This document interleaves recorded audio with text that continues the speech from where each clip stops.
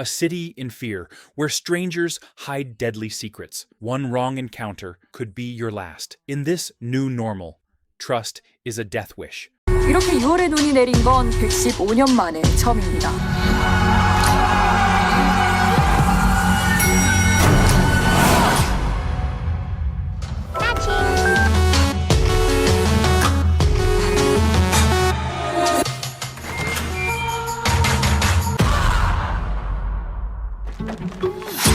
이 정도면 보통 인연이 아닌 것 같은데 그쪽은요?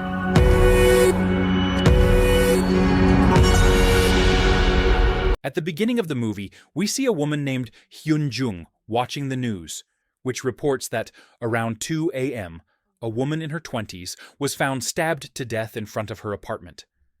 The victim has been identified as a female college student living alone. The police suspect that the perpetrator may be connected to recent murders, as the cases involved female victims living alone and occurred in areas without working CCTV cameras. While investigating the scene, the police have urged women to avoid going out alone at night and to report any suspicious activity. Later, the doorbell rings at Hyun-jung's house, startling her a bit. She answers the video door phone and asks who is there, to which the man on the door, Jong-hoon, claims he's there for a fire alarm inspection. Hyun-jung responds that she hasn't been notified about any inspection, to which Jong-hoon replies that 4 other units have said the same thing, and insists that hers is the last unit he needs to visit. Scared, Hyun-jung opens the door, and while she checks the paperwork, Jong-hoon comments that she is pretty and assures her he will be done in 5 minutes.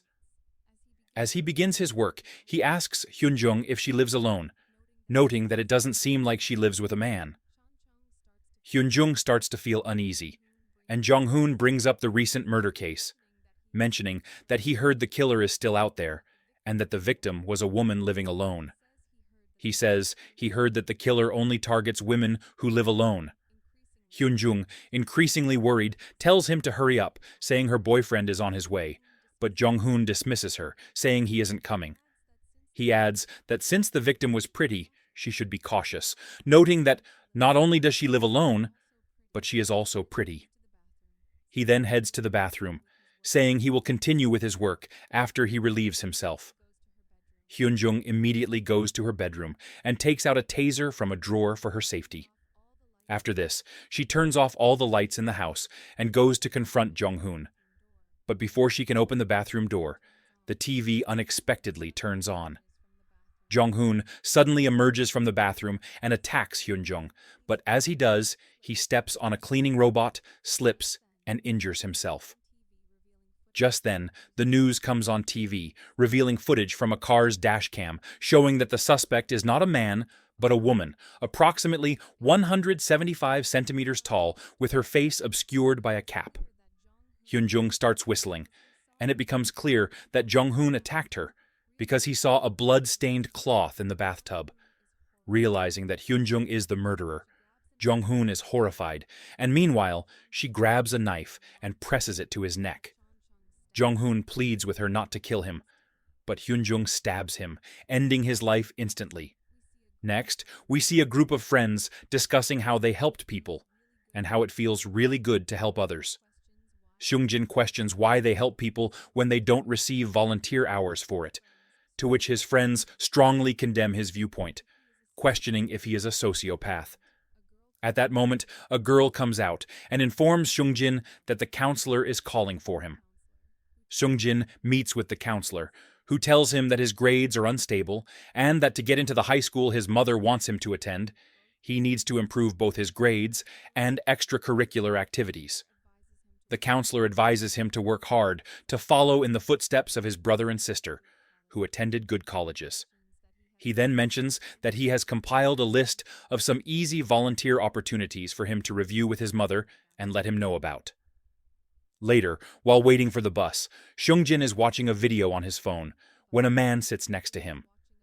After a while, Seung-jin notices an elderly woman in a wheelchair, struggling, with no one offering assistance. Determined to help, he approaches her and asks if he can help her. The woman explains that she often gets stuck in this spot, and that she lives nearby. Seungjin helps her over the bump, and the woman expresses her gratitude. But as she tries to leave, the wheelchair won't move forward. Seungjin offers to help her get home since his bus is 30 minutes away, to which the woman asks if he can simply help her reach the alley. The woman calls her daughter and informs her that she is on her way and that a kind student is helping her. As they continue on their way, Seungjin mentions that he wants to become a vet.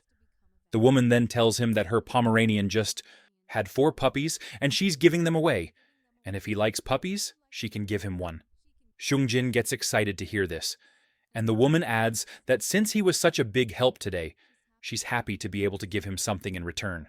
After a while, they arrive at her home, and Seungjin is shocked by the poor condition of the place. The woman calls her daughter, asking her to bring a puppy to the entrance. However, her daughter informs her that the puppies are asleep. The woman invites Seungjin inside to give him a puppy, but when he hesitates, she says, perhaps he doesn't like poor people. Seungjin quickly denies this, and she then insists they go get the puppy before he misses his bus. Seungjin reluctantly agrees and nervously moves inside the building with the woman. She tells him that the building used to be bustling with people, but most have left, and she heard it's going to be torn down soon. When Seungjin asks where she will go, she says it will probably be her time soon, and she will join her grandson in heaven, who died in a car accident 4 years ago. She adds that if he had survived, he would be Seungjin's age. The woman calls her daughter to let her know they've arrived, and then thanks Seungjin. She shows him photos of the puppies and asks him to swipe through them, and when a wrong photo appears, she becomes a bit panicked, but quickly shows him another one while grabbing his bag. Seungjin starts to feel uneasy and tells her he thinks he should leave, claiming he needs to use the restroom. However, the woman suddenly stands up, startling Seungjin, and declares that he is not going anywhere. Seungjin gets really scared and runs away as soon as the elevator door opens, but the 2 men who came in the elevator start chasing him. Seungjin runs towards the exit, and just as he is about to leave, the man from the bus stand catches him and drags him inside. After a while, the woman comes out of the building, and we see that the place is just right in front of the bus stand. Next, we see Eun-sang and Hae-kyung on a date arranged through a dating app. In the same sequence, another girl named Hyun-soo is also waiting for her date. Over the phone, she tells her friend that her match hasn't uploaded a photo. It's revealed that this is Hyun-soo's first time meeting someone from the app, and she's only doing it at her friend's insistence. After disconnecting the call, Hyun-soo checks the news and learns about a woman stabbed to death during a dating app meetup, and that the police have requested cooperation from the dating app company to identify the suspect. Just then, she gets a message from Ha-jun, her match, saying he is going to be a bit late. Hyun-soo replies that he is already late, and he is not leaving the best first impression, to which Ha-jun replies that something important came up. Meanwhile, Hae-kyung looks at Eun-sang's phone and discovers that he has a match on the dating app. Just then, Eun-sang arrives and asks, "Why is my dad's phone here?" Hae-kyung accuses him of trying to get multiple girls by using 2 phones. Eun-sang asks if she's angry, to which she responds by calling him a horny loser who's trying to pick up as many girls as possible. Eun-sang retorts that she's no different, to which Hae-kyung gets up and calls him a piece of trash as she storms off. Meanwhile, Hyun-soo receives a text from Ha-jun asking how he will recognize her. Hyun-soo replies that she is carrying a yellow bag and asks how she will recognize him, to which he responds that she doesn't need to know, as he will come and find her. Hyun-soo sets her phone aside and starts washing her hands, but only then she gets another text saying that he has found her. Suddenly, screams erupt from outside, and a girl tells them that a person has been stabbed. When Hyun-soo rushes out, a man explains to someone that a couple fought, and the guy followed the girl. Hyun-soo goes to check the scene. We see that the girl who was stabbed is Hae-kyung. Even more terrifying, Hyun-soo notices that the girl was carrying a yellow bag, just like hers, prompting her to quickly hide her bag and quietly leave there. Hyun-soo calls her friend and tells her about the incident, But as she speaks, she starts to feel as though someone is following her. Nervously, she asks her friend when she will be arriving, to which her friend replies that she'll call as soon as she leaves. Hyun-soo finally reaches her apartment building and takes the elevator, but just as the doors are about to close, a woman asks her to wait up and quickly steps inside. Moments later, Hyun-soo receives a notification on her phone saying, "Your destiny is nearby." And just then, the woman receives the same notification. The woman casually asks Hyun-soo if she uses the app, revealing that she got a 96% match. The woman is then revealed to be Hyunjung, and Hyun-soo is horrified to see that the match profile is Hajun's. Hyunjung suddenly steps closer, showing Hyun-soo a knife, and menacingly asks, "Is the yellow bag in there?" Without warning, she viciously attacks Hyun-soo, stabbing her multiple times, and ultimately killing her. Next, we see Eun-sang explaining to his friend Hoon that after the girl left, the cafe's CCTV captured him following her, and witnesses testified that they had argued, which is why he became a prime suspect. Hoon asks how he managed to clear his name, to which Eun-sang replies that he had an alibi, and explains that he was talking with a new match after he left. Hoon asks Eun-sang how blood types and zodiac signs determine someone's ideal match. Eun-sang explains that they help find compatibility, combining 4 blood types, 12 zodiac signs, and moon and rising signs to create over 100 personality types. When Eun-sang guesses Hoon's blood type is A, Hoon asks how he knew, and Eun-sang says it's because Hoon is nitpicky. He adds that, as a Taurus, Hoon lacks flexibility and adventure. Hoon agrees, and Eun-sang concludes that destiny forms when coincidence, meeting someone, and condition, blood type, zodiac sign, birth date align. Later, while Hoon is on his way home, he stops by a vending machine to get a cold drink, and during this, a note slips out of his purse. When he crouches to pick up the cold drink, he notices an envelope there. Curious, he opens the envelope and finds some money, along with a note inside. The note reads, "Who are you? I'd like to get to know you, and if you feel the same, walk 100 meters to the left of the vending machine."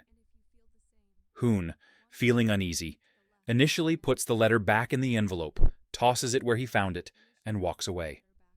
However, Eun-sang's words about destiny echo in his mind, and he goes back to the vending machine to retrieve the envelope, curiosity now getting the better of him. Hoon walks 100 meters to the left of the vending machine and discovers another vending machine. He examines it and finds another envelope inside. The envelope contains a note that reads, "Thanks for believing in me. I would like to know your blood type. I am type O, and if you are type A or B, please continue 120 more steps."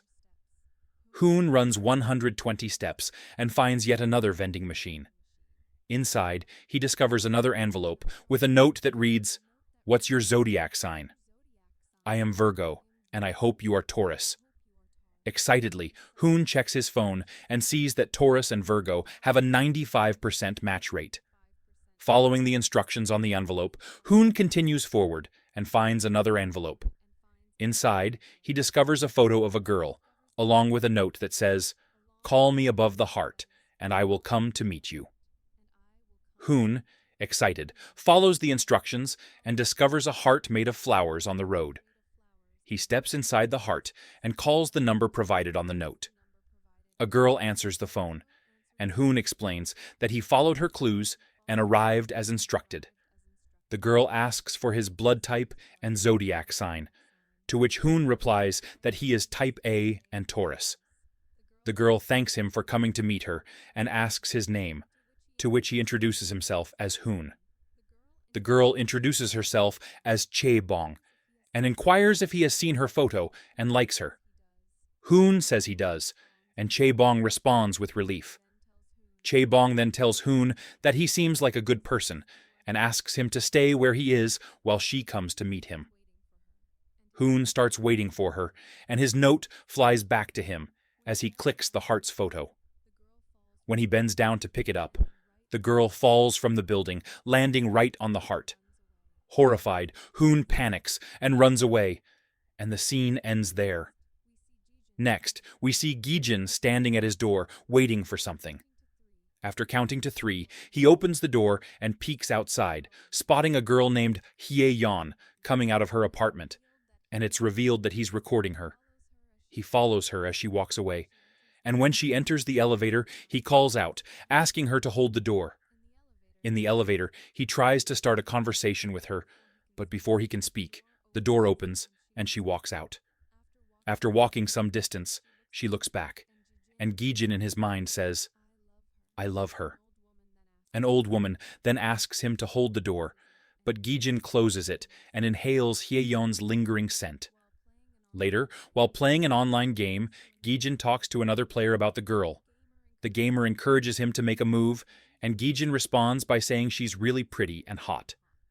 The gamer suggests that it's often the prettiest girls who are single, because people assume they already have someone and don't approach them. Gi-jin admits he'd die to be her boyfriend, describing her as his only source of happiness lately. He then confesses that he saw her panties on the balcony and found them sexy, and it's revealed that the gamer on the other end is a girl named Yeonjin. Gi-jin nervously asks, "What if she doesn't like me?" To which Yeonjin tells him that she knows he lives next door and didn't mind when their hands touched. The next day, he is standing on his balcony, looking at some couples and thinking how lucky they are. He then takes out his phone and watches the video he recorded of Hye-yeon earlier that morning. Later, Gi-jin attempts to enter Hye-yeon's apartment through the balcony. After a bit of struggle, he manages to jump onto her balcony, feeling proud of his romantic gesture.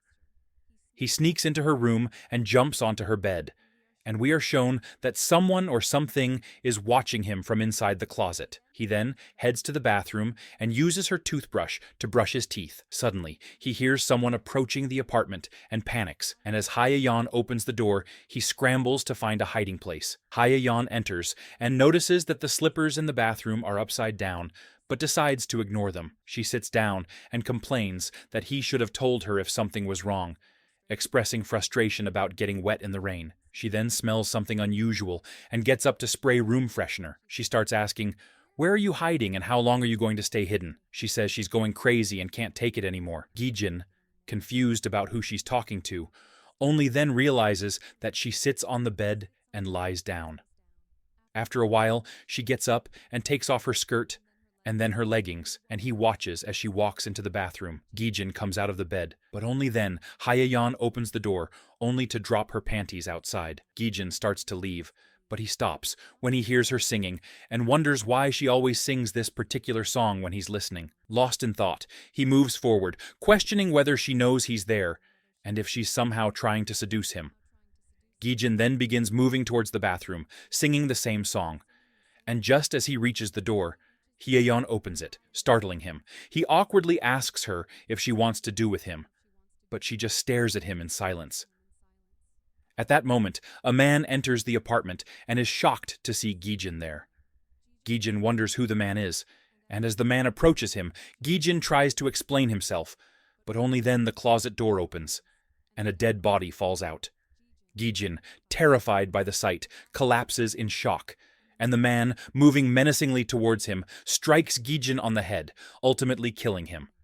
The man tells Hye-yeon that he found her panties in Gi-jin's pants, and asks her where the toothbrush is that she used to clean the drain. Next, a man buys beer from a store, where the cashier is the same gamer girl, Yeonjin. She rings up his bill, and the man rudely throws the money at her before leaving. Later, a drunk Jung-hoon comes to the store, and Yeonjin silently wishes he'd leave quietly. He asks for cigarettes, and during this, Haek-young walks in. When Yeonjin asks which brand, he tells her to guess. She says Marlboro, and he responds, "Bingo," though she remembers he bought Dunhill last time. She hands him the packet, but he accuses her of giving the wrong one, ranting that she's looking down on him because his wife left. Jung-hoon starts crying and causing a scene, while Yeonjin curses him in her mind, wishing she could kill him. Just then, Haek-young approaches the counter and Jong-hoon begins staring at her, boasting about being the eldest grandson of the 11th generation of his clan, asking if she's fallen for him. Yeonjin threatens to call the cops, prompting Jong-hoon to leave, and as he does, Yeonjin tells Haekyoung that he is always like that. As Haekyoung leaves the store, she receives a notification on her phone that her destiny is nearby. Later, in an online group, a girl named Rainbow writes about wanting to kill an annoying man. Another user replies, "Then just kill him." But Yeonjin responds, "You can't just kill someone like that. Beat him up until he's almost dead, then pause, repeat, and keep beating him, even if he begs for death." Just then, she notices Jong-hoon vomiting outside her store. And when she steps out, she finds that he's thrown up on her scooter. Furious, she storms toward him. Jong-hoon, panicked, tries to run but falls. Yeonjin grabs him, screaming in anger. But after a moment, she lets him go and walks away. She thinks to herself, "I'm so sick and tired of this. Just kill me now." And only then, a vehicle hits her. Later, when Yeonjin returns home, she receives a text from her mom saying she had a dream about her, and asks why she hasn't been answering her calls. Yeonjin replies that she's busy prepping for the show, to which her mom responds, saying it's good to hear she's well, and reminds her to eat properly. Later, Yeonjin turns on her signboard. She then checks her phone, finding a post from Rainbow saying she bought an awesome tool and killed someone, asking, "What do I do now?" Another user replies, calling her a lunatic and warning that the cops will catch her. Yeonjin responds, "Drain the blood, chop up the body finely, and throw it away, as it'll be harder to get rid of if the pieces are too big." That night, as Yeonjin is heading home, she reflects on her life and, lost in thought, lets go of the scooter handle, which causes her to lose balance and fall. However, the next moment, we see her passing by herself. When Yeonjin returns home and checks her phone, she sees Rainbow's post about buying a saw and chopping up a body in the bathroom, asking what to do next, to which Yeonjin replies, "Well done," and tell her to mix it with other waste and throw it away. Later, while playing a game online, Yeonjin tells Gijin to just hit on his crush already. The next day, Rainbow posts about how difficult it is to separate food from regular garbage. She mentions accidentally putting a foot in the regular trash, and doubts anyone will notice.